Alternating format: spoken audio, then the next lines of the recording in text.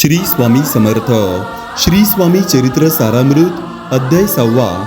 यशवंतरावांना धडा. स्वामी महाराजांना बडोद्यास नेण्याचे प्रयत्न फसले तरी तात्यासाहेब हार मानण्यास तयार नव्हते. कार्यसिद्धीचे सर्व प्रयत्न वांजोटे ठरल्याने ते स्वतः अनुष्ठानच बसले.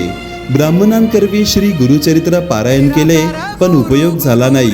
शेवटचा प्रयत्न म्हणून स्वामींना कपटयुक्तीने मेन्यात बसवून बडोद्यास नेण्याचा प्रयत्न केला. महाराज मेन्यातून उतरून राजवाड्यात येऊन राहू लागले.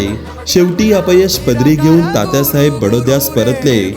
तरीही मल्हाररावांनी अमाप धन व सेवकांचा ताफा देऊन विश्वासू यशवंतराव सरदारास अक्कलकोटी पाठविले. यशवंतरावांनी रत्न आणि मानके यांनी भरलेले सोन्याचे ताट स्वामींपुढे ठेवले.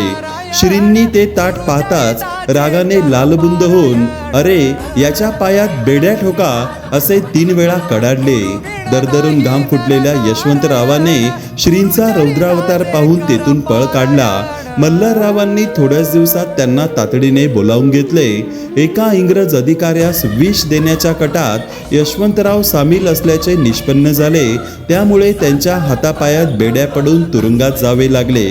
श्रींच्या त्या लीलेची सर्वांनाच प्रचिती आली. श्री स्वामी समर्थ.